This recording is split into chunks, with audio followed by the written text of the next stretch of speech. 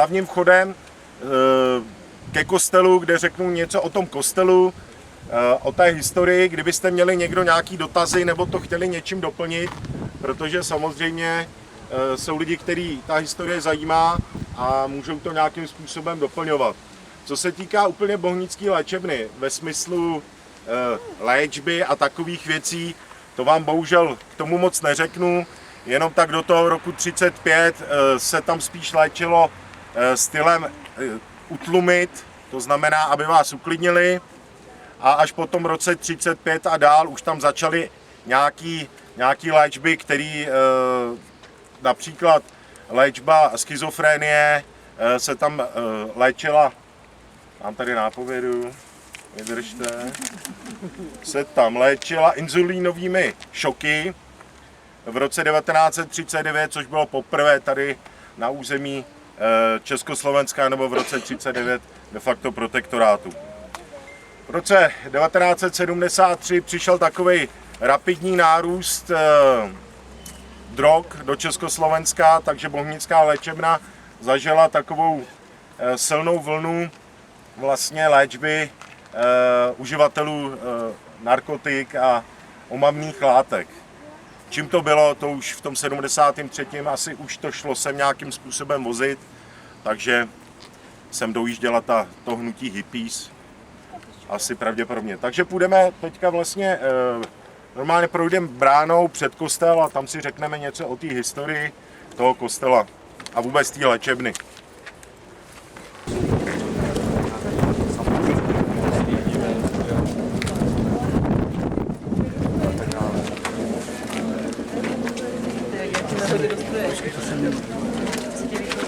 Protože až tam vstoupíme, tak si po pravé straně můžete všimnout mramorové desky, kde jsou jména těch zaměstnanců bohnické léčebny, kteří teda byli popraveni především v Osvětimi v roce 1943.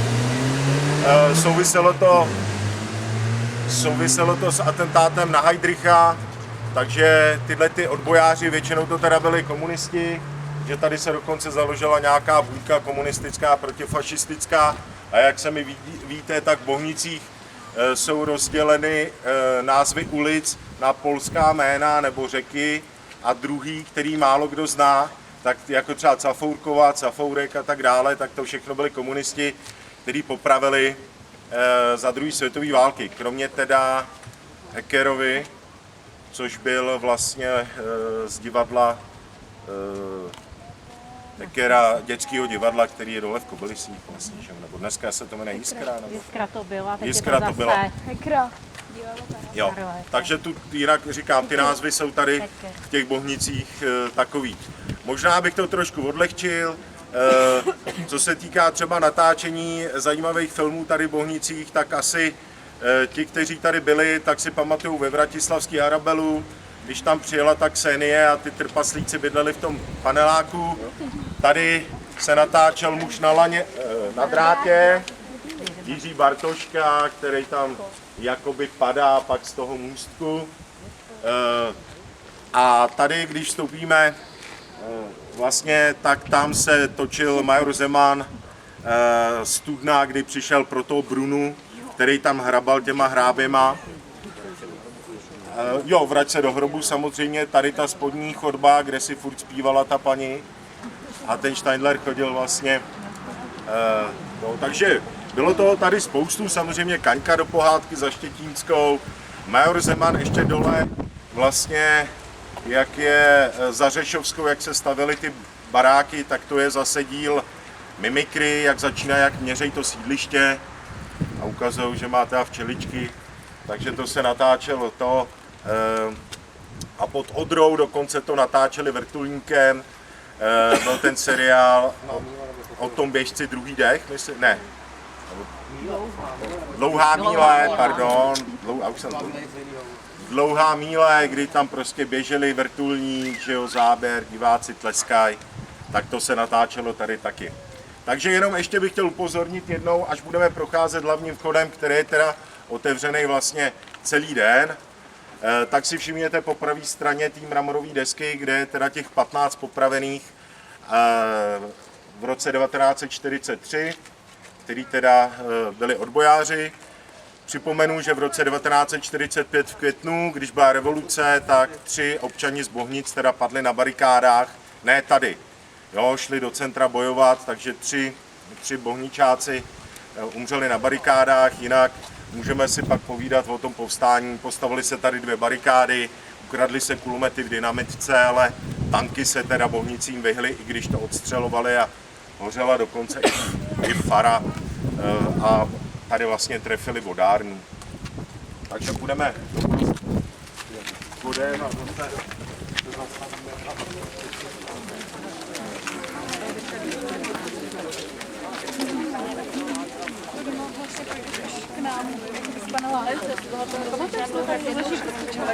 zase nebo ale, že tak tenhle je do centra jako na vkuřbená. Je, ale jsem zaplatí, že jo, a tohle to. A už asi před 2 lety, tak se paní ptala, jak jsem udělala ty Bohnice, víš, že mě to třeba to zajímalo, tohle to, no.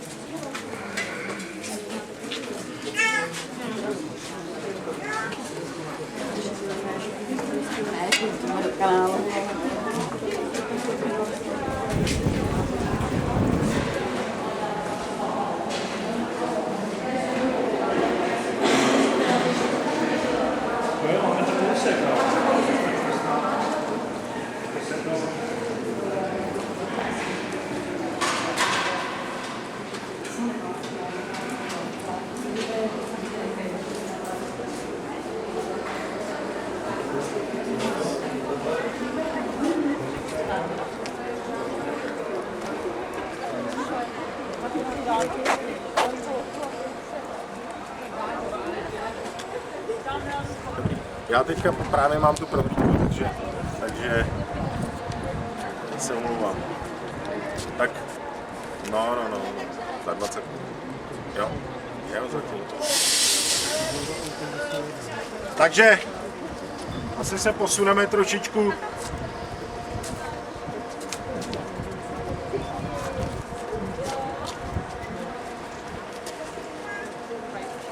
Takhle už to vypadá, že nás je hodně, tam to nevypadalo tak, že nás je tolik, takže...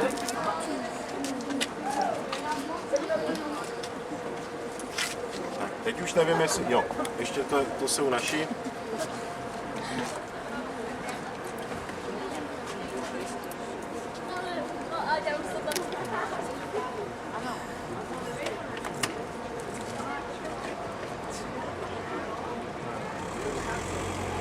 Takže jsme asi všichni, já doufám, že slyšíte i tam vzadu, jak vlastně Bohnická léčebna vznikla a komu předtím patřil vlastně tenhle ten pozemek.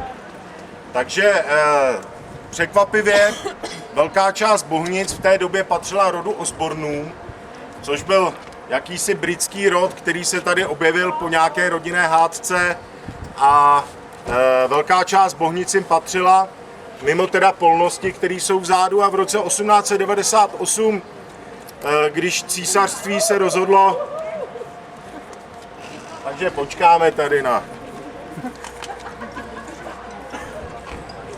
Když se císařství rozhodlo, že teda postaví Bohnickou léčebnu, nebo plánovalo toto místo k výstavbě, protože vyhovovalo těm podmínkám, a to bylo především, že to byla čistá voda, byly tady artéřské studny, a hlavně čistý vzduch, nejčistší vzduch v Praze.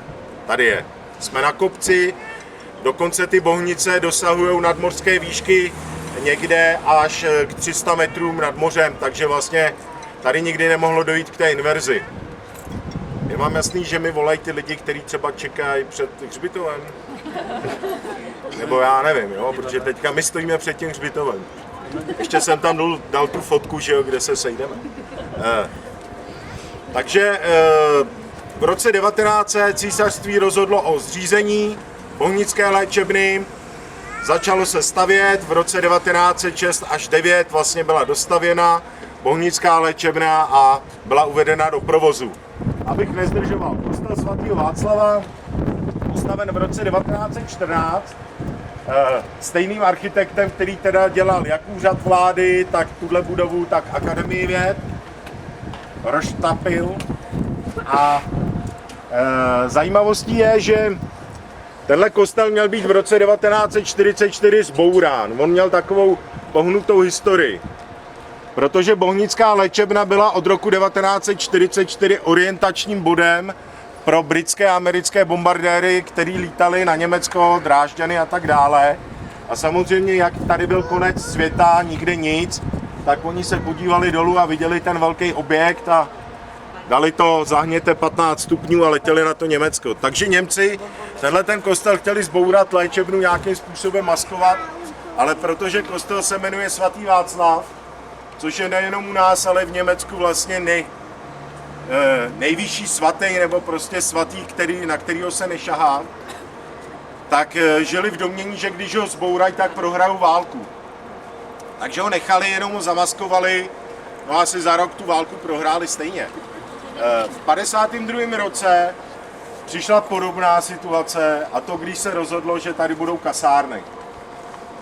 Minister obrany Čepička řekl, že tady bude protiletecká obrana Prahy, že tady budou vojáci a tohle, že bude pozorovatelná, že při hezkém počasí je vidět až na německou hranici. Takže byl plán, že vystěhou pacienty, no naštěstí někdo zasáhl a řekl, že jsou blázni, protože tolik lidí a tak dále, takže to přesunuli do Klecán, kde byla teda protiletecká ochrana Prahy. Tady samozřejmě následně teda z kostela udělali sklad, až do roku 1989 to byl vlastně sklad a svým způsobem to hodně chátralo. Proto do dneška ten kostel je takovej, když tam přijdete, hodně jakoby vykradený, nebo furt vám připadá, že tam něco chybí. Jo. To není jenom tím, že ten pocit, ale prostě přijdete a není to takový ten kostel, jak byste si představovali. Samozřejmě kostel byl postaven především pro pacienty, kteří samozřejmě v neděli potřebovali chodit na bohoslužbu. Bylo tady i kino, divadlo, školku ještě pamatujete někteří. A Bohnická léčebna se od začátku snažila být samostatná. To znamená, měli svoji vodárnu, to je jasný, elektrárnu, prádelnu, jídelnu, svoje polnosti, na kterých pracovali vlastně pacienti Bohnické léčebny, pekárna a tak dále. Bylo to město ve městě, když si dokážete představit, že to bylo, já nevím, 2,5 tisíce pacientů. To je prostě, plus berme personál, takže opravdu město ve městě, který se snažil být soběstačný. Když se mě někdo ptá, jak pozná ty pavilony, tak já vždycky říkám, že je pozná podle toho, že jsou mříže na oknech. Je to takový zjednodušení. V současné době je tady asi 35 pavilonů, jestli se nemýlím, a za protektorátu tady byl speciální pavilon 93, který sloužil takzvaný, byly tam přivážený takový ty úplně nordicky dokonalý děvčata a tam se měl tvořit ten nadčlověk. Lebensborn byly projekty tohoto typu. Takže to probíhalo i tady za té druhé světové války. Takže vlastně opravdu tady si mysleli, že se budou rodit i ty nadlidi. Takže můžeme dál pokračovat, jestli máte nějaký dotaz, nebo to někdo doplníte nějakou informací, která to obohatí. Jenom chci říct, že za Rakouska-Uherska bylo ve stavebním zákoně taková zajímavost, že určitou částku nebo procento z toho celého rozpočtu jste museli dát na vlastně vnější výzdobu. Tady z té strany samozřejmě to není taková síla jako z té druhé, a proto ty budovy za toho Rakouska-Uherska, když jdete centrem, tak se říká, že Praha od druhého patra je úplně jiná. Proto když zvednete hlavu, tak zjistíte, že jsou tam všude ty sochy a ty obři a ty krásný prostě, já nevím, plastiky. Takže to bylo součástí stavebního zákona. Takže teďka půjdeme tady tou cestou a po případě se můžeme bavit, než dojdeme k té farmě, vlastně o čemkoliv, co vás bude zajímat.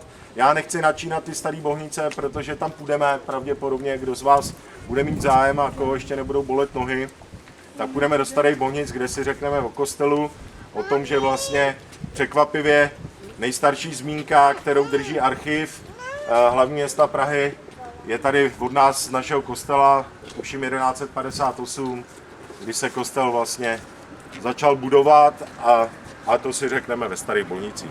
Tak, takže můžeme.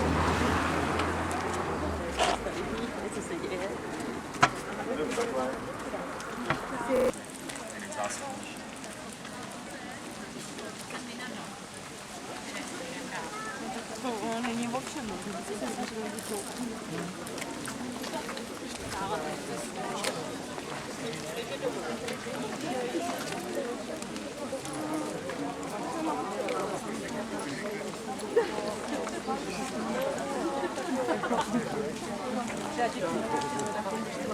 Tak jsi tam v tu ránu, ne? Teď si venky chceš požívat.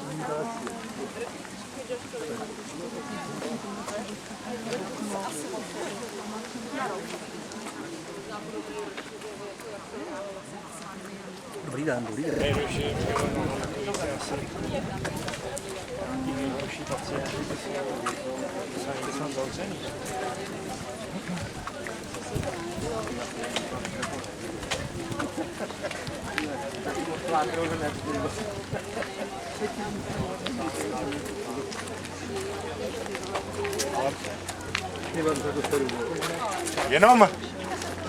Jenom jestli můžu, tak tamhle pozor na auto.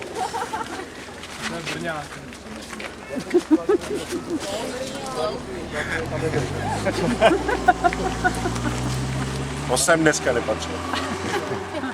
Jenom tamhle můžete teda vidět vodárenskou věž, která tady sloužila vlastně jako samostatná vodárna, to znamená, jak jsem už říkal, Bohnická léčebna měla artéský studny, což byla nejčistší voda z hlubokých vrtů. Patřilo to mezi nejčistší vodu vůbec v Praze. A ještě teda, když jsme tady, aby jsme trošku rozbili tu chůzi nějakou řečí, já bych chtěl říct, že vlastně na počátku Bohnic a toho rozkvětu Bohnic byly 3 fabriky. A to byla dynamitka dole, kde se vyráběl dynamit, vlastně v údolí za Bohnickým hřbitovem. Patřilo to firmě Nobel a slavnostně otevíral skutečně Alfred Nobel, který tady byl a tu fabriku otevíral. Druhá fabrika byla takzvaná Šrámovka, ty vyráběly umělý hnojiva od roku 1870. Udělali na tom, byla to prostě celosvětová firma, která opravdu, řekněme, jako je dneska firma Johnson & Johnson v něčem, tak Šrámovka patřila v těch umělých hnojivech mezi ty největší na světě a využívali vlastně odpadu, nebo prostě, nejsem zase chemik, odpadu při výrobě dynamitu něco vzniká a to se dá prostě použít na výrobu hnojiv. Třetí fabrika to byla cihelna, vlastně dneska ulice na Pískovně a ty budovy nebo ty baráky, které se pak začaly stavět, jsou vlastně většinou z této cihelny, která tady byla postavená pískovná cihelna a vlastně ty lidi si začali stavět z té cihelny ty domy kolem toho roku 1880-90. Jinak statky znáte, samozřejmě statek Vraných byly tady 3, na třetí se nespomenu bohužel, ale vím, že jeden byl Růžičků, jeden byl samozřejmě Vraných a ten třetí, prosím? Ne, to mělo název podle těch hospodářů, 100%. Podle jmen těch hospodářů. A samozřejmě statek Vraných byl známý svojí kvalitní výrobou mléka nebo mlékárenskou produkcí, nejlepší šlehačka v Praze a tak dále. To datum 1777, co na něm vidíte a co uvidíme ještě, samozřejmě nesouvisí s tím, kdy byl ten statek Vraných založen. Byl založen v roce 1568, 1777 je pouze, kdy došlo k větší rekonstrukci. Mnozí si budeme pamatovat explozi statku Vraných. Já nevím, jestli to je 10-15 let, já už se vím, že to byla neděle. To si pamatuju řách a prostě při opravách snad bouchla svářecká souprava nebo něco. Takže tam došlo k tragickému úmrtí. Propambutanová bomba. Nebo něco takového. Ale bylo to při rekonstrukci. Nějaký. Takže to není moc dlouho. Takže zase teď jsem se snažil, aby to nebyla taková nuda, takže se zase posuneme dál a pomaličku se budeme blížit vlastně k zadní části. To vykecáváš, ty máš mikrofon.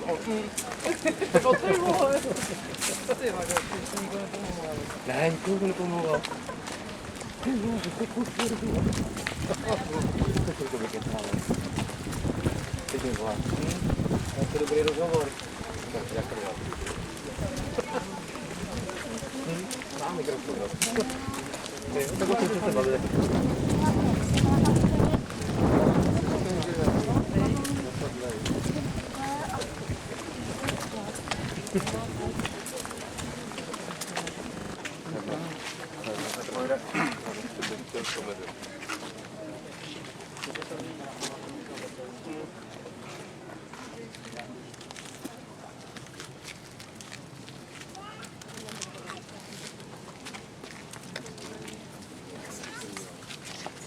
Takže počkám, až se srazíme, ono jede tamhle ze zhora, auto koukám, takže možná se nám tady vyhne, ale já jenom abych zase doplnil nějaké věci, aby jsme si měli o čem povídat. Takže ještě tamhle. Ona je to tady hezká procházka, samozřejmě i to, ty široké ulice, prostě ty cesty byly projektované právě kvůli tomu, aby se tady ty pacienti nebo ty návštěvníci cítili jakoby velice dobře, to znamená, aby to nebyl tísněný prostor a tak dále. Takže já bych začal takovýma věcma, který moc nesouvisejí s léčebnou a jsou vlastně na druhé straně Bohnic. Jenom bych řekl, že první autobus jsem začal jezdit v roce 1920. Měl označení linka C a první fotbalový manšaft tady teda taky byl v roce 1920 FC Praha Bohnice. A já jsem vám zapomněl říct venku jednu celkem zajímavou věc. Pamatujete si tu zastávku, co byla před Bohnickou léčebnou? Autobusová zastávka, tam byla stará, taková betonová. Tak tý se říkalo Netopír a dělal jí stejný architekt, co dělal teda domov důchodců Slunečnice, ale také tančící dům Milunič. Takže ten dělal jak tu zastávku toho Netopíra, to bylo takový skla. Já nevím, jestli si to někdo pamatujete, ono je strašně těžký dohledat fotku, jo, to je taková malinká vždycky někde, takže nejde to dohledat. Takže stejně tak jako domov důchodců Slunečnice, tak tančící dům dělal vlastně stejný architekt, nebo na tom tančícím domě on byl spoluarchitektem. Já jsem si tady udělal nějaké poznámky, tak asi všichni víme, že máme nejdelší panelák v republice, že jo, je to loďská, mazurská a má 352 metrů, tyhle ty dvě. Je to loďská Kvisle, že jo? To je zelenohorská. Takže mazurská a loďská je tady napsaná, já jsem do včerejška žil, že nejdelší je ta zelenohorská. Takže tohle mi vyběhlo jenom z takových těch faktických, že to je nejdelší panelový dům v republice. A ona na fotkách je zelenohorská, no vidíte. Loďská. No tak. Tam bydlím, tak. Takže bydlíte v nejdelším paneláku v republice, bydlíte. Je dobře, jestli zatleskáte. Já zatleskám i vám. To zase nemusíte. Proč se Bohnice jmenujou Bohnice? Je tam spoustu verzí, proč se jmenujou. Říká se, že je to podle knížete Vojena, který teda se mu říkalo Bohen jako silný. V roce 1228 je nějaká zmínka, pak, že je to boží místo a tak dále. Takže jsou tam nějaký verze, proč se Bohnice jmenují Bohnice. V roce 1898 jsme se připojili jako Bohnice k Libni, tím jsme se stali městem a převzali jsme vlastně i ten erb té Libně. Byly tady 3 hospody, nejznámější za té první republiky, u Franků, u Růžičků, u Dětků. Pak dále, dokonce jsem vyhrabal v kronice, že tady byl velice silný klub mandolínistů na mandolíny. Kuželkáři tady byli, dobrovolní hasiči a bylo tady celkem zajímavé divadlo. Pak vlastně v Liďáku, kde dneska chodíme na tu pizzu, tak zase já si pamatuju jako puberťák ještě tu oponu, která tam byla, taková ta dělnická, revoluční, ale ona nesouvisela nějak jakoby s dobou socialismu, ale s takovou tou dělnickou třídou jakoby v těch 20. 30. letech. Takže bylo tady celkem, jako spolková činnost tady kvetla. No. Dneska tady máme taky něco, ale není to taková sláva. No. Máme tady fotbal, jenom vám prozradím, nejenom, že jo, máme tady víc, máme softball a tak dále, jasně. Jenom prozradím, že v plánu na 5 let dopředu se mi podařilo vidět, že na Slovanu Bohnice by měla vyrůst velká multifunkční sportovní aréna, vlastně tam vzadu jak to škvárový hřiště. Tak to je v plánu.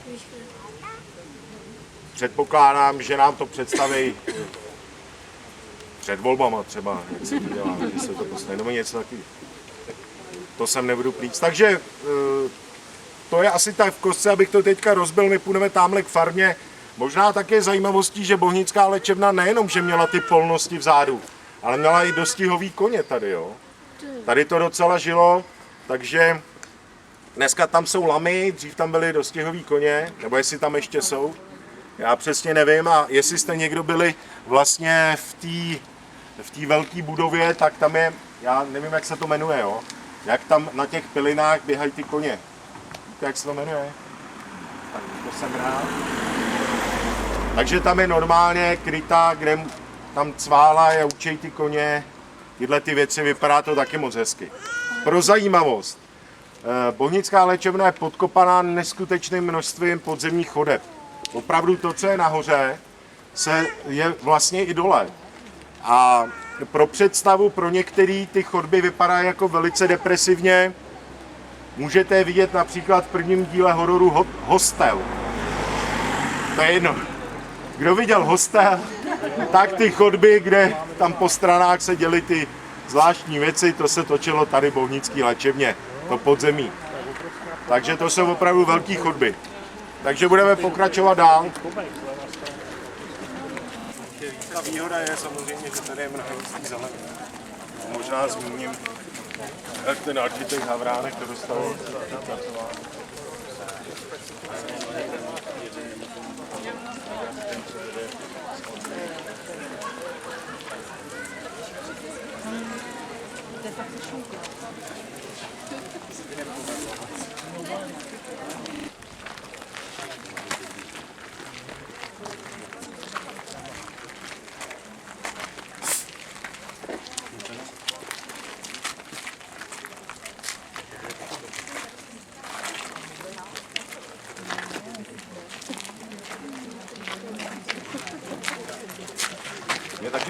Mně taky připadá, že se přidávají. Třeba jsme někoho nabalili při vycházce. Jo, jako říkám, já mám zmeškaný hovory, že čekají samozřejmě před hřbitovem někteří. Snažil jsem se tam dát tu fotografii místo srazu přímo do té ale možná, že jsem... Ale bylo to srozumitelné. Možná jsem s někým komunikoval a byl šum na mé straně, že musím si přiznat.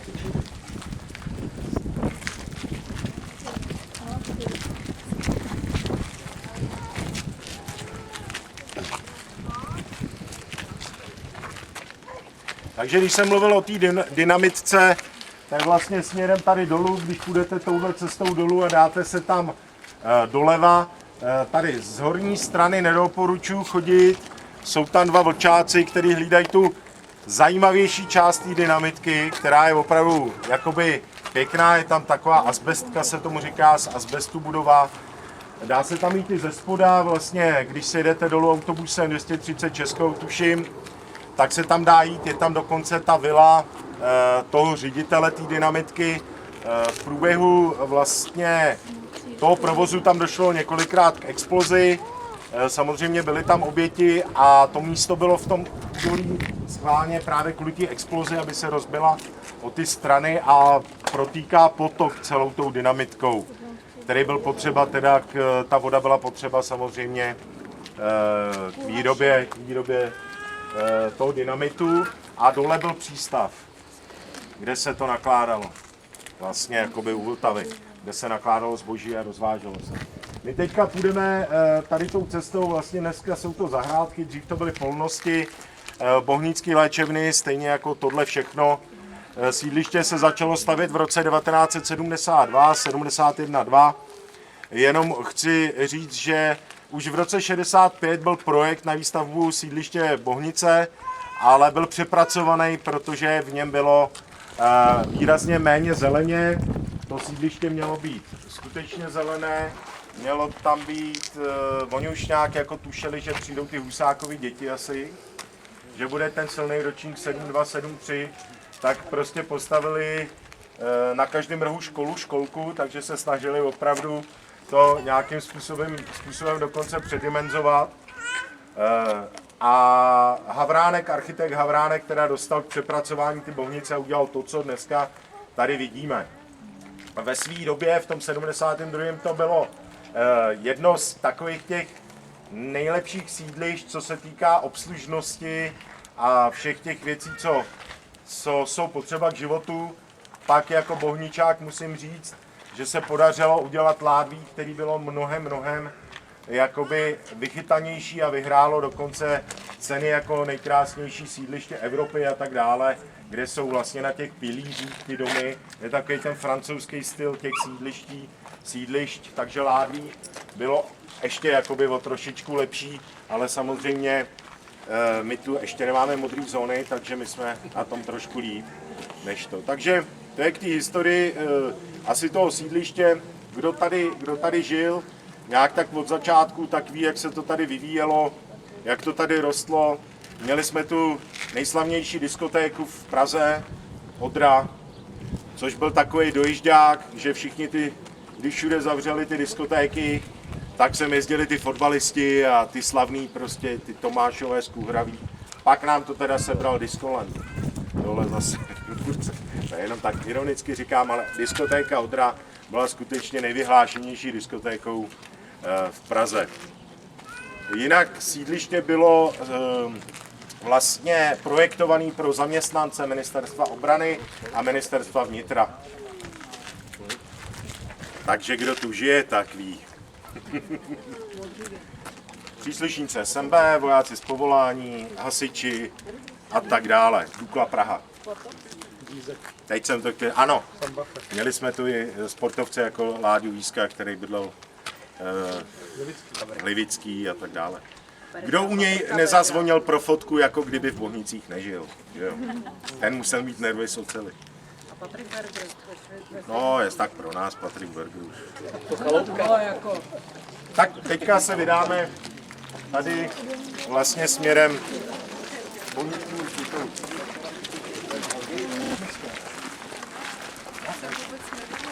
No to bylo, jestli to platí, já jsem psal 18:30. Jo. Jo. Tak to se omlouvám, no. Tak se... Já jsem to ukazovala ještě kolegům. Jo. 18:30 Urbitova. Jirko, a tu ceduli to si strhával ty? Neřekli jste si ještě všechno Urbitovou. O Hřbitově jsme si neřekli ještě ani notku. Jenom, že jsem jdem. My jsme zatím jeli bohnickou léčebnou historii a historii Bohnic, protože dneska je taková prohlídka jakoby pro tady Bohnický a právě protože jsem měl spoustu upřesňování, kde je sraz, tak jsem asi žil v tom, že... Jasně, tak to jsme si Tak to se omlouvám. Dobrý.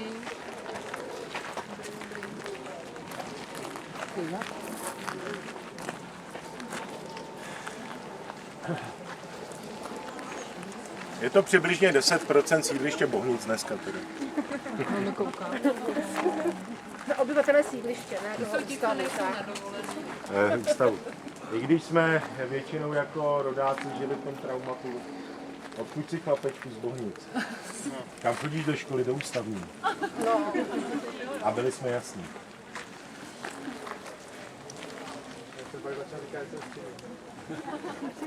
Ale já jsem třeba do 9 do 10 nevěděl, co to jako pro všichni otázky odpovědět. Když jsem šel prototypoval, ty jsi Pražák?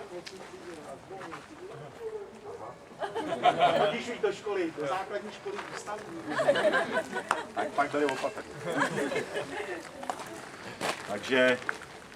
Takže jsme si tím prošli.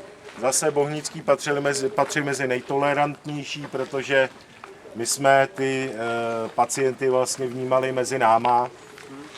Mnozí si pamatujou, já nevím, říkali jsme mu Belmondo, takový ten s tím, jak nás furt mlátil. To je jedno. No, takže my jsme vlastně vyrůstali. Tak počkáme tamhle ještě na poslední.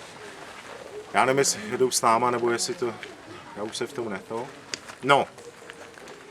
Takže já vás vítám na Bohnickém hřbitově, který tady vlastně v současné době patří mezi jedno z nejnavštěvovanějších míst v Bohnicích. A zrovna dneska jsem si četl další článek, kdy jsem tady říkal to, co budu říkat vám. A přesto to opět mělo titulek nejtajemnější místo. A já jsem tady říkal, to je pohodička tady, co, klídeček. A stejně ten titulek tam byl. Ještě tam dali nějaký jiný věci, že tady leží ve 3 vrstvách, což je úplně hloupost a takovýhle. Takže to už je jedno. Takže Bohnický hřbitov se stal součástí vlastně, nebo byl postaven v roce 1909, byl uveden do provozu, dá se říci několik málo let po uvedení Bohnické léčebny, tam to bylo od roku 1906 do roku 1909, de facto se rozjížděl ten provoz naplno. Bohnická léčebna byla Bohnický hřbitov byl postaven o trošičku později. První pohřeb, který tady byl 11letý chlapec, František, který tady byl jako první a byl to vlastně ten důvod těch prvních dětských pohřbů byl právě v tom, že někteří dětští pacienti patřili například mezi sirotky, nebo bylo tam složitý získat finance na ten pohřeb. Takže vlastně tenhle hřbitov sloužil především těm pacientům, kteří úplně neměli moc peněz, dále samozřejmě pacientům, kteří zemřeli na nějakou přenosnou chorobu, především to byla tyfová epidemie v roce 1916, kdy zemřelo v Bohnické léčebně 640 pacientů na tyfus, ty byli pohřbeni tady. Je tady pohřbeno přes 4000 pacientů, nejvyšší číslo, který se mi podařilo najít neukradený, je někde 3700. Jinak samozřejmě na tomhletom hřbitově, co šlo ukrát, tak se ukradlo od náhrobků, křížů a i těch destiček, které označovaly hroby. Pro začátek řeknu, že nestavily se tady náhrobky, byly pouze ty hroby označeny železnýma destičkama s číslem. Jak jsem řekl, drtivá většina zůstala ve sběrně, nebo skončila ve sběrně. Náhrobky, které tady vidíme, a opravdu už jich je, řekněme, 1/3 původních, ty stavěly ty rodiny. Ty rodiny pak následně dostavovaly vlastně náhrobky těm svým známým, kteří zemřeli v léčebně. Pohřbívalo se do roku 1963, nebo možná ještě dřív, pak už začal žeh, což nebyl důvod pohřbívat vlastně celá těla, stačila pietní louka, ale bavíme se o roce 63, když už to nebylo takový jako začátkem toho 20. století, kdy by bylo někdy těžký zjistit, kdo odkud je. V těch 60. letech už se prostě vědělo, odkud každý je, každý měl občanku a tak dále. Takže co tady je takový evergreen, tak je vlastně, vidíte, krádež informační desky, to už je takový hrátky, tu sem dám a do měsíce je pryč. Nejvíc mě štve teda za tu dobu, co jsem tady, že ukradli i ten kříž na té bráně a ještě to vohli. Jinak de facto nic víc se tady... Nic více Počkám, ona si parkuje. Dobrý. Tak. Takže my teďka půjdeme na hřbitov, půjdeme ke kapličce, kde si řekneme něco o té historii té kapličky, která je zajímavá a jak jsem zmínil ty osobnosti, ty Bohnice jako začínají být zajímavý a i když se může spekulovat, tak i ty spekulace jsou hezký. Jestli v roce 1813 Napoleon spal na statku v Raných, tak tady je zase jedna historka o Gavrilu Principovi, kdo je teda z Bosny, Gavrilo Princip, atentátník na Ferdinanda de Este, který tady údajně 1. května měl být pohřben. On zemřel 3 dny předtím v terezínské pevnosti. V roce 1920 došlo k exhumaci těla Gavrila v terezínské pevnosti nebo z neoznačeného hrobu. Bosňáci si ho odvezli do Sarajeva, kde má velkou mohylu. A bosenská televize překvapivě, i když je to taková legenda nebo taková věc, kterou teda potvrzují zaměstnanci bohnické léčebny v době socialismu, dokonce o tom mluvili i na Primě, tak bosenská televize k 100. výročí úmrtí Gavrila natáčí dokument, co kdyby Gavrilo byl pohřben tady.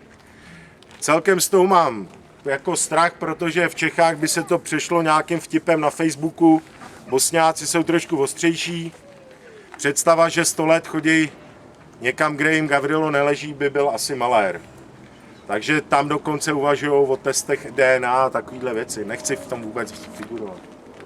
Je to jako zajímavý. Další informace je to z životopisu kriminalisty Zahrádky, to, co vám teďka řeknu. A paradoxně je to asi 14 dní, kdy tady byla rodinná příslušnice tohodle vyšetřovatele Zahrádky na prohlídce, aby se přišla podívat. Jedná se o četaře Pavlíčka, který údajně v roce 1936 se v bohnické léčebně při nějaké terapii vyjádřil k tomu, že zavraždil Otýlii Vranskou. Otýlie Vranská, jsou tady děti, takže byla to slovenský děvče, který nabízelo v Praze služby a bohužel byla, já nevím, jestli ty děti, můžu to říct? Jenom na chviličku. Tak, aby si zase to, no tak. Tak říkej. Můžu, jo? Tak byla zavražděná, její tělo bylo rozštvrceno do 2 kufrů a ty kufry byly poslaný vlakem směrem do Bratislavy. Takže je to vražda z roku 1934, on v 36. údajně tohle tvrdil. V průběhu vyšetřování spáchal sebevraždu v bohnické léčebně a leží teda tady na bohnickém hřbitově. Cituji opravdu z životopisu vyšetřovatele Zahrádky, který byl jeden z nejlepších kriminalistů i v době teda do 60. let. Podle jeho příběhů se třeba, když budu zmiňovat za Stomajora Zemana, natáčela Kvadratura ženy díl. To byl skutečný příběh, na kterým dělal Zahrádka ještě s jedním kolegou, jakoby kriminalisti v těch 50. já nevím, 6. nebo 8. roce to bylo. Takže my tam vejdeme tady brankou, po levé straně vlastně už můžete vidět hroby, což jsou ty kopečky, které jsou zakrytý tím břečťanem. Po pravé straně to je vlastně věc, která vás čeká až v říjnu, až se tady takhle všichni sejdeme na tu brigádu v tom říjnu, stejně na brigádu na Úklid Hřbitová. A to nás bude čekat ta pravá strana. Ono se to zdá, že už je to celkem vyčištěný, odvezlo se asi 40 tun odpadků, ale když se jde tady k té stěně, tak jsou tam furt pneumatiky a takovéhle věci, takže to nás čeká v tom říjnu. Takže můžeme dovnitř.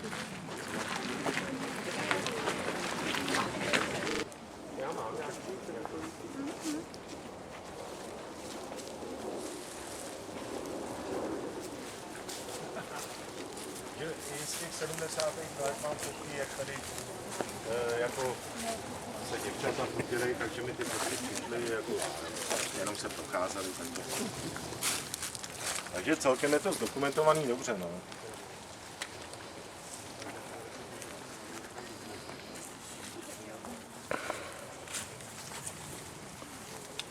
A že je nás furt víc a víc.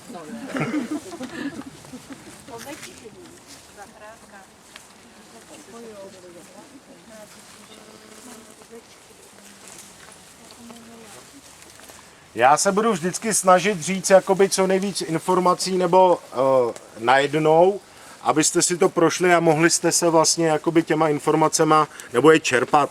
Protože ono, kdybych s váma šel a říkal vám, tady je náhrobek ten, tady se to, tak by to vlastně ani nešlo, neslyšeli by to ty lidi na konci. Takže jste na Bohnickém hřbitově, tady po této straně ty kopečky, každý ten kopeček je jeden hrob, tady co vidíte. Jak jsem říkal, byly označeny železnýma číslama. Pro zajímavost, břečťan vlastně je tady skoro na všech stromech, kromě tady z kraje kde byly kanistry s nějakou chemií, když tady byly odpadky, což evidentně tomu Břečťanu moc nesvědčilo. Zajímavostí je, když pak půjdeme k té zadní brance, že už nepřeskočí dál do toho lesa, zůstává skutečně jenom na té zdi, i z druhé strany se snaží, ale už dál vlastně neputuje ten Břečťan, je pouze tady. Ten Břečťan vlastně se může zdát jako parazit a plevel a tak dále, ale právě díky němu ten hřbitov možná přežil, protože on chytá vodu, ochlazuje to prostředí.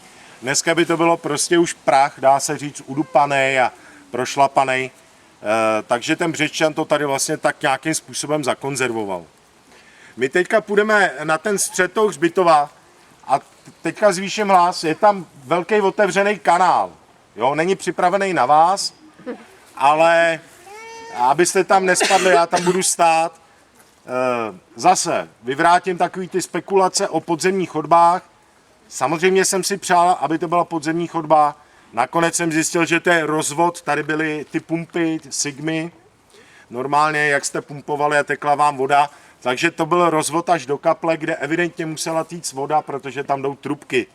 Takže ty díry uprostřed je skutečně pouze rozvod trubek do kaple a k pumpě, která tady byla na středu. Takže to je asi tak všechno k tomu středu.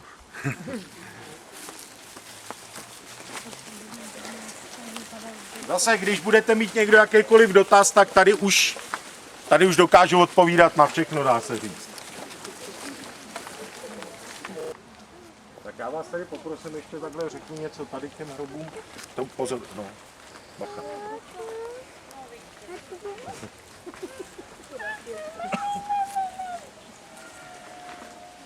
Ono se totiž říkalo samozřejmě o podzemních chodbách, ale taky o tajných skladech lidových milicí, který tady měli. Takže jsem skutečně do té díry poslal dobrovolníka v domnění, že tam najdeme něco, nenašli jsme nic, opatrně, no, fakt jako pak tam. On ten hřbitov za protektorátu, když odbočím, byl celkem zajímavou schovkou pro odbojáře. Oni si tady schovávali jako na většině hřbitovech nejenom vzkazy, ale zásobníky a různý střelivo. Takže proto jsem i hledal dobrovolníka, který to proleze, protože jsem věřil, že on přežije. Tak. Takže mimochodem od třeba 3 dnů zpátky byl ukraden dřevěný kříž tamhle na tom podstavci zase, kde byl dřevěný, už je zase ukradený a to nemá cenu ani komentovat. Tady za váma, až půjdeme, tam je číslo a to je to číslo, kterým byly označeny všechny ty hroby, nebo ten model toho čísla, jo. Tam je nějaký číslo 2600, je to na hrobě Marie Hejzlerový. Tohle je hrob Marie Hejzlerový, který spíš má takový smutný datum, ona zemřela na Vánoce 1920. Půjdeme tady po té cestě a po levé straně, než dojdeme k Marii Tůmový, si můžete všimnout náhrobku, který tomu hřbitovu dal, nebo typ náhrobku, který tomuhle hřbitovu dal na dlouhý léta jméno. Říkalo se tomu tady Židák. Od jak živa, co jsme tady byli. A důvod byly tyhle židovský, tam za tím stromem, ono jich tady bylo víc, ale to ukradli. Židovský náhrobky. Takže když jsem někdo přišel, tak řekl, to je tak daleko od sídliště a my už hřbitov tam máme, to bude určitě židovský hřbitov. No a už se to furt takhle neslo, že to je Židák. Takže pak přejdeme k té Marii Tůmový. Já na vás počkám před tou kapličkou, kde řeknu něco o té historii kapličky. K Marii Tůmový řeknu pouze to, že zemřela v 29 letech. V dubnu 1912 byla matka 2 dětí, pocházela z Kladna a trpěla schizofrenií. Ona byla vlastně úplně v pohodě, zdravá, ale potom omdlela a do měsíce po té hospitalizaci vlastně zemřela. Takže to je Marie Tůmová, podle některých youtuberů jméno, který se nesmí vyslovovat. Ono to žije svým životem už jako třeba nesmíte tady překročit hrob, jinak ohluchnete. Takže já tady překračuju A, B. Jo. Už to žije svým životem, je to jako celkem i vtipný někdy. co ty mladí studně říkají otevřený hroby, jo, a tak dále. Studnu pak uvidíme tam vzadu. Takže my půjdeme ke kapličce, všimněte si toho židovského náhrobku, všimněte si pak po 10 krocích od židovského náhrobku po pravé straně náhrobku Marie Tůmové.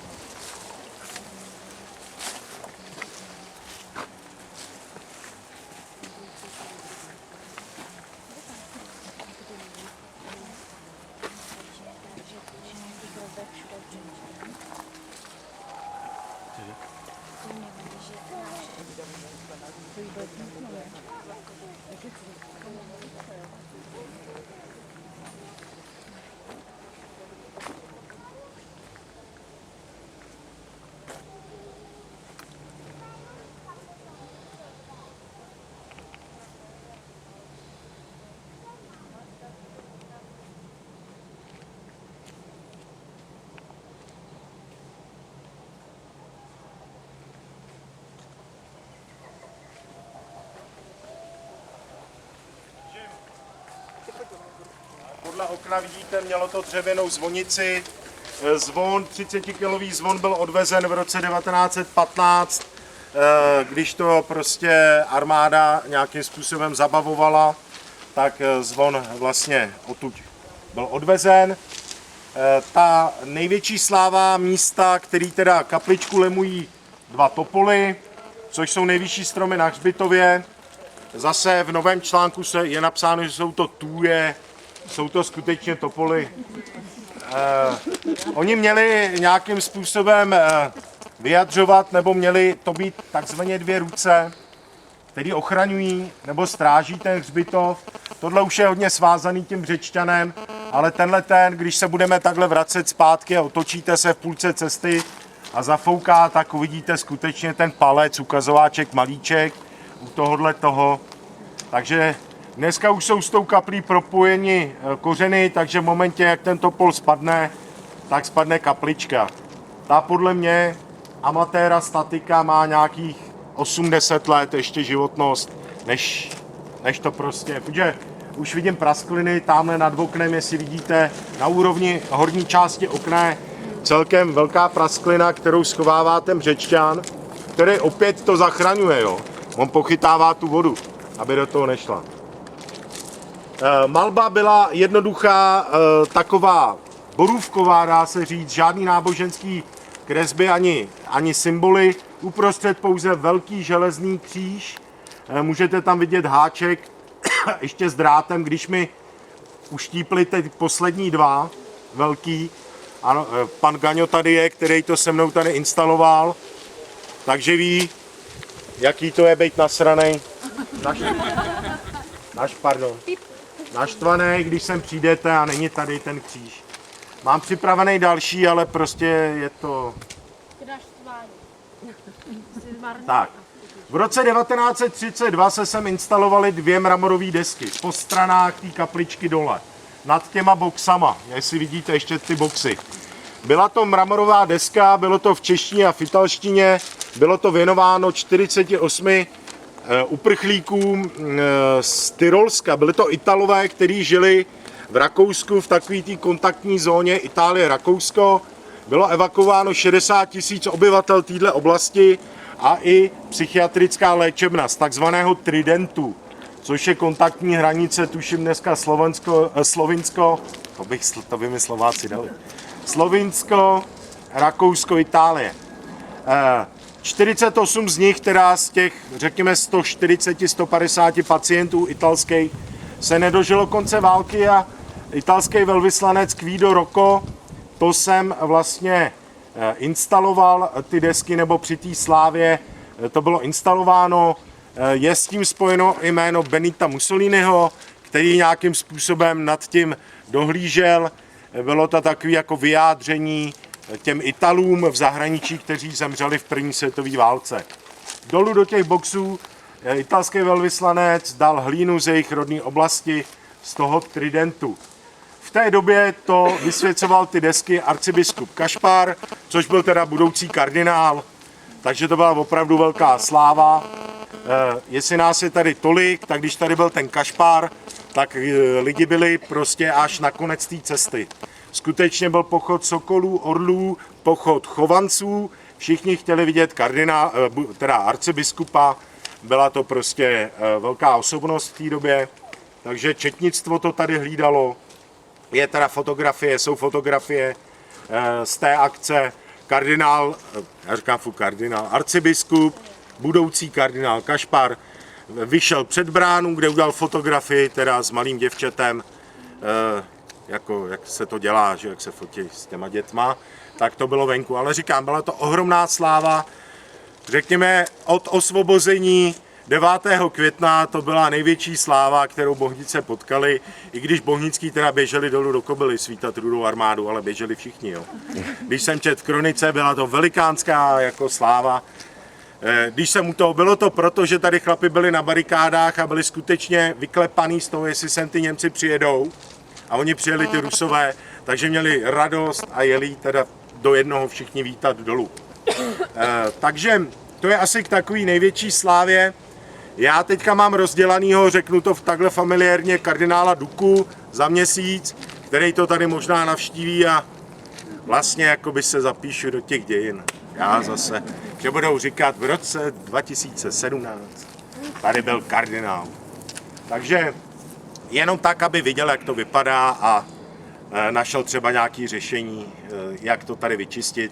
Že dneska to je už jenom o vyřezávání těch dřevin a ne o nějaký zámkový dlažbě, lavičkách, co nabíjejí mobilní telefony a takové věci. To sem vůbec nepatří samozřejmě. A teď pozor, jo. Teďka vy budete tu kapličku obcházet, protože je nás hodně, tak já si stoupnu tady k díře, co je sklep, to byl sklep s vápnem, je tam kladka, vápno, to se používalo samozřejmě jak při epidemiích, tak do určitého roku i při pohřbívání takzvaných bezverců nebo sebevrahů, kteří od církve nedostávali úplně to, co dostávali křesťani nebo lidi, kteří odešli nějakým přirozeným způsobem. Sebevražda prostě nebyla tolerována po té církevní stránce. Takže vy to takhle budete obcházet tou vyšlapanou cestičkou, já budu tady a vy uvidíte z boku márnici, poprosím nechodit do ní, je tam trám, který prostě už je fakt načnutý, je to poslední dřevěný trám po vyhoření, protože kaplička vyhořela, a takže nakoukněte, když udržíte tu radu, hned na rohu té kapličky, když budete odbočovat a podíváte se do křoví, tak uvidíte přibližně 5 náhrobků, které byly připraveny ke krádeži, který si tam takhle stahovali a přehazovali přes zeď. Pak už tam mě uvidíte a zezadu je vlastně místnost pro hrobníka, po případě faráře, který tady teda fungovali. A pak je ten sklep a vyjdete tady a tady vám řeknu, co se tady natáčelo za nejslavnější československý film všech dob. Můžete přemýšlet, který to byl. Já už to vím.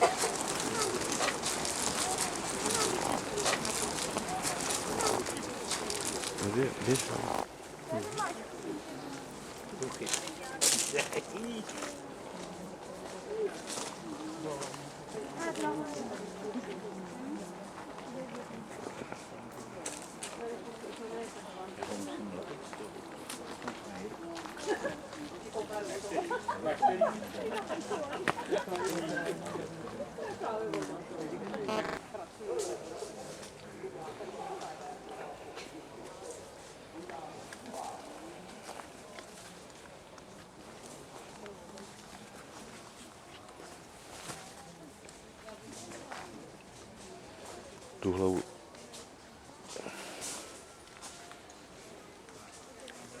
Ten obličej, ten jsme zachytili tady v těch místech.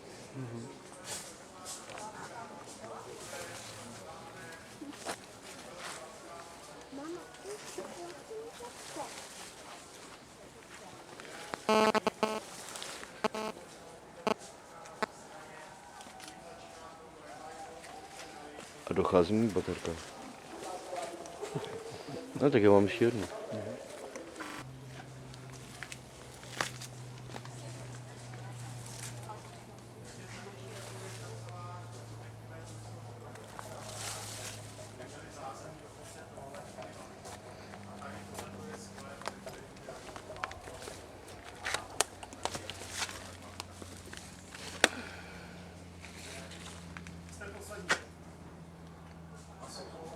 Nejsme.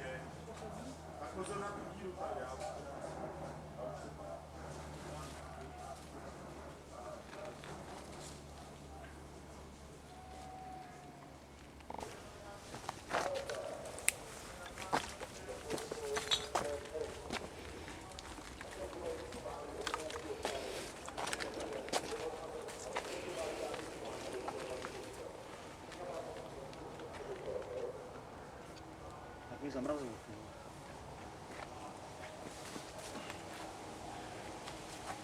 Tady jsem zachytil tehdy ten orb.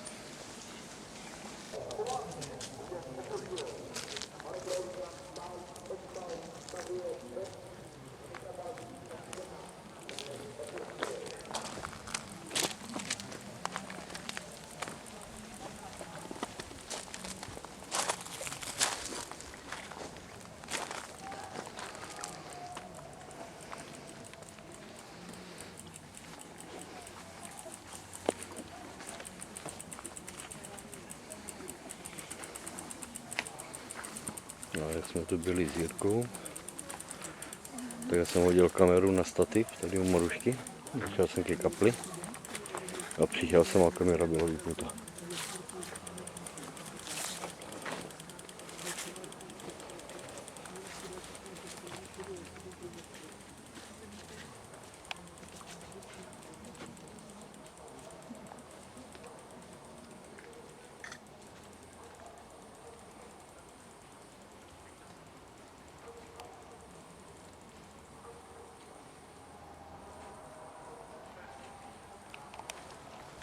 S tou firmou, která ten hřbitov měla de facto ne stavět, ale stavět ty zdi.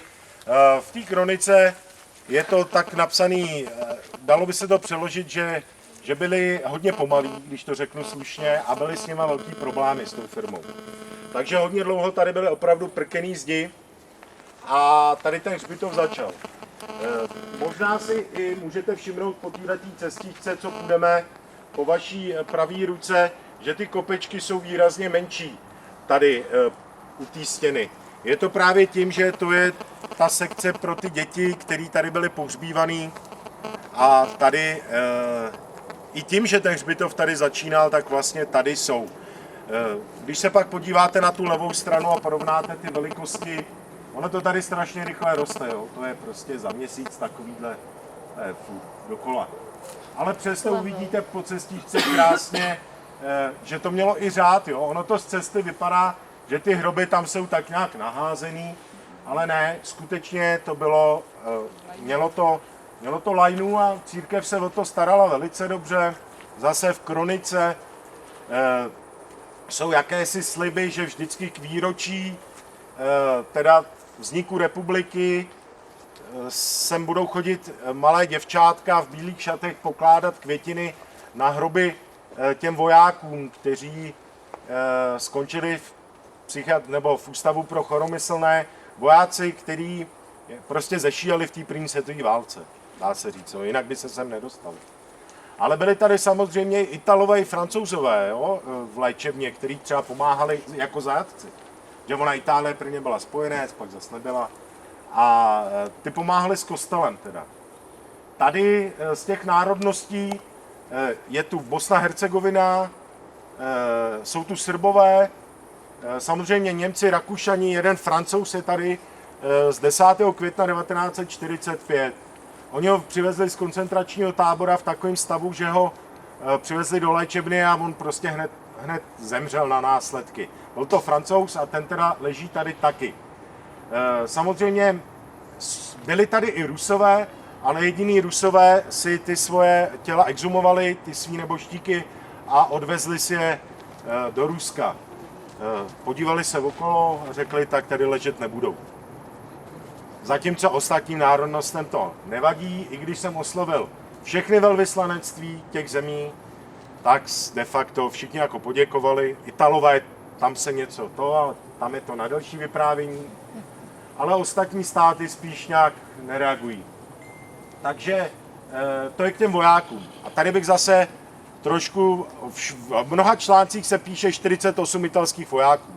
Jak jsem říkal, byli to evakuovaní, nebyli to vojáci, jo? Ale ty Bosňáci, Srbové, Rakušani, Němci, to jsou vojáci. Dokonce tady byla exhumace, tuším v roce 93, tam v tom rohu, já nevím, jestli tomu mám věřit, jo, ale někdo tady je z těch chatek, vy jste tady z chatek, já mám tady od chatařů informaci, že tady na hřbitově v roce 1993 byla Margaret Thatcherová, když by navštívila Československo v té době, nebo Českou republiku, a účastnila se exhumace nějakého těla, který souviselo s její rodinou. Jestli to byl od její manželky to. Mám to opravdu jako od lidí, který by neměli důvod lhát, dokonce popisují, jak sem prvně jeli kropící vozy, který pokropili cestu a pak teprve přijeli ty auta a ta Thatcherová v tom baloňáku stála a kvacíčkem takhle se dívala, jak tam prostě nějaké ostatky vyndávají. Takže není to nikde k dohledání. Dokonce, protože kroniky po 90. roce se prostě nevedou, dá se říct, nebo se píšou jenom byl zvolen, byl odvolán a postavili jsme a zbourali jsme. Ale je to celkem zajímavá informace a od lidí, který tady prostě jsou a není důvod, proč by si vymýšlel. Že? Takže to je taky taková zajímavost. Takže si přiřadíme Margaret Thatcherovou. Teďka půjdeme kolem mohyly. Zase chci říct jednu věc. My nejsme schopní stát kolem ní a dívat se. Jenom mohyla byla postavena v roce 1916, je věnovaná samozřejmě vojákům, jako každá mohyla. A ty spekulace o těch zednářských znacích, já jsem tam zednářskou symboliku našel. Docela výraznou, dokonce jsem si kvůli tomu četl asi 3 diplomové práce. Našel jsem Šalamounovy sloupy a symboly trojek a tak dále. Jestliže znáte zednářský znak a uvidíte z druhé strany tu alfu, tak by vám měla připomenout velké kružítko, ve kterém je vložený úhelník, což je zednářský znak. Já bych si to nedělal takový drama, jo, protože zednář byl třeba Alfons Mucha, což byl velký vlastenec, autor slovanské epopeje. Takže neplést si to s nějakýma iluminátama a Nicolasem Cagem a Brownem a tyhle ty, jo, Bilderbergy a tyhle věci do toho neplíst. Takže vy uvidíte omegu z téhle strany, když se nakloníte. A když půjdete po cestičce za mnou, já tam budu u stromu, tak tam se podívejte na tu alfu, která opravdu nese ten typický znak toho kružítka s tím úhelníkem. Nebudu vám ukazovat opravdu ty detaily, ono by to asi spoustu lidí moc nezajímalo. Jestli jo, napište mi na Facebook, můžeme udělat nějaký, vezmeme tu diplomku a budeme to diplomovou práci a porovnávat ty věci. Moje.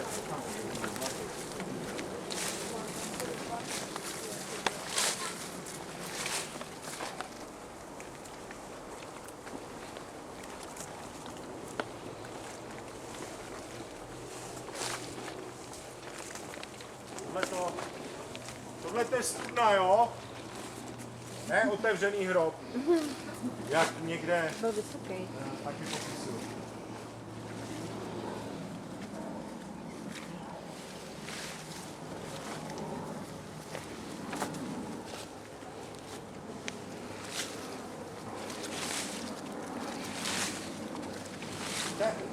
V té horní části té mohyly můžete vidět tu omegu a z druhé strany tu alfu, o který jsem mluvil, jo? Takže klidně to můžete projít takhle, nebudu já, nezakopnout, omega.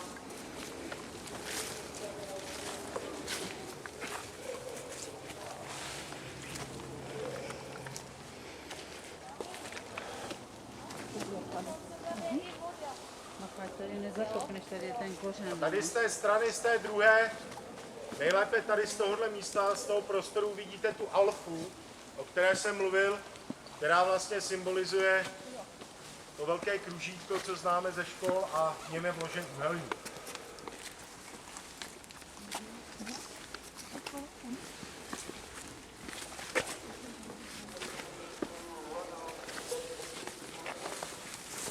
Jestli znáte zednáčky?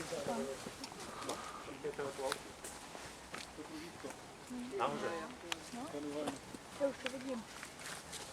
Jo, ono je těch symbolik tam strašně moc, třeba tato je, co je za váma, ta zapadá do dvou tůjí, které jsou před tím, ale to je, a dělají další trůhelník, ale to je jako opravdu, třeba můžeme dělat po stopách zednářů. Nějakou. Takže přátelé, tady z tohohle místa my se budeme posouvat, mrkněte na tu alfu, nahoru, jenom tady za tím stromem začíná ten prostor, kde byli pohřbíváni teda ty lidi, kde je ta půda nevysvěcená. Jo, tady za tímhletím stromem a půjdeme všichni takhle a vyjdeme zase u kapličky. Hezky.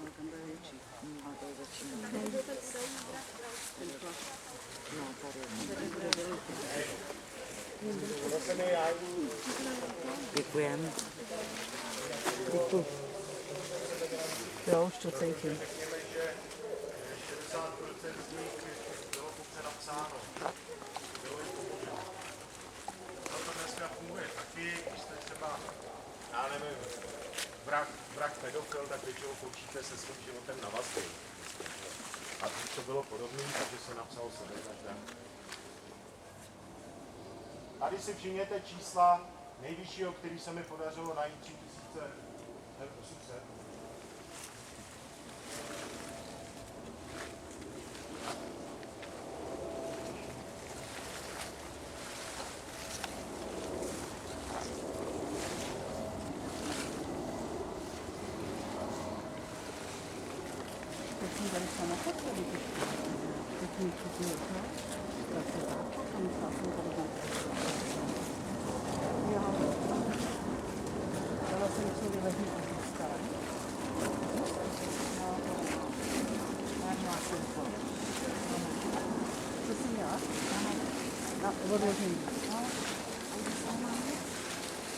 Protože teď zjistila, že máš radost toho, že bylo. A ona z toho dostane potěšení, a pak to bude dobrý. Jo, pak se to zase stromí. No ale to víš, že taky děti se máš, no. Já jsem to výhledný.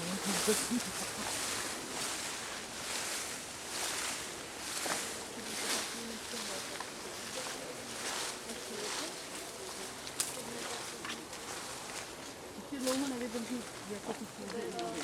Chvíli má takový dva obraty a končí. Jinak bych užila zase hlavu dolů. Ale já to dělám jako pro potěšení, on se těší na to cvičení, takže to stačí, to bude to dobrý.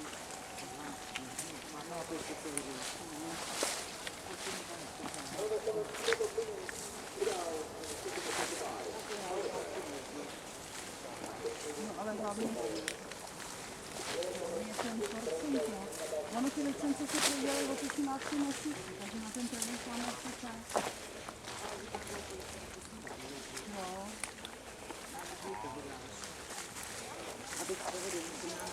Jo. Jo, jo.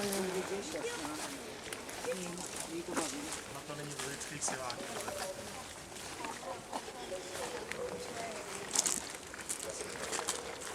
Tak, ale zase počkáme, než se dáme dohromady.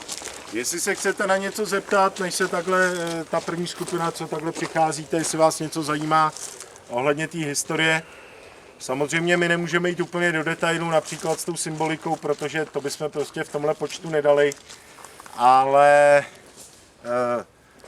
můžete vidět tu kapličku, zase když se na ní podíváte, jsme v Praze, má svý kouzlo, je to prostě neskutečný, že tady jsou takovýhle místa, které vytvářejí takovouhle atmosféru. Samozřejmě, když jste tady v podvečer nebo večer, když je tady měsíc, tak to má prostě skutečně neskutečný. Má to velice jako zajímavou atmosféru. Tady byla ta, co stojíte na těch kamínkách, tak tady, já nevím, jestli, jo, tady kolega toto, tak tady byla ta největší skládka. Tady možná pamětníci si pamatují tu hromadu, tu střechu a ten binec, co tady byl, tak odtud se to odvezlo a ty kamínky vlastně jsem sem nechal taky navíst. Někteří si ty kamínky odnáší jako suvenýr. Já jim nechci kazit radost, že jsou tady pouze 4 roky, nebo 3. Jo, jakože navez jsem to sem. První střed byl tmavší, okolí bylo světlejší, vypadalo to moc hezky, ale nakonec ta příroda to zase srovnala tak, jak to má být, protože to bylo moc jako hezký, takový moc čistý, no, chviličku. Takže, jestli máte nějaký dotaz, protože my se teďka přesuneme vlastně z Hřbitova ven a kdo bude mít skutečně zájem jít do Starých Bohnic dolů, přišla tady nabídka exkluzivní, tamhle, exkluzivní nabídka, že bychom se mohli podívat vlastně na to nádvoří nebo do toho středu toho statku Vraných, kde vy byste pravděpodobně asi řekla něco o té historii hlouběji. Já jsem jenom uvedl, že ten statek Vraných pravděpodobně vzniknul v tom roce 1568, možná i starší, ale předtím to samozřejmě mělo jiný název, patřilo to někomu jinému, ale Vraný jsou tam od tohle 16. století, dá se říct. Takže my půjdeme zase na střed ven, jestli nemáte nějaké dotazy. A kdo s náma půjde do Starých Bohnic, tak může vidět místo, kde přespal Napoleon Bonaparte v roce 1813. Když tady dohadoval nějaký, já jsem se díval, co by tady mohl dělat v té době. A ono šlo o to, že on měl útočit na Drážďany v období někdy srpen, září a tady vyjednával, jestli český vojsko bude nějak proti němu nebo nebude. Takže je možný, že tady přespal. Takže jdeme, jestli nemáte dotazy.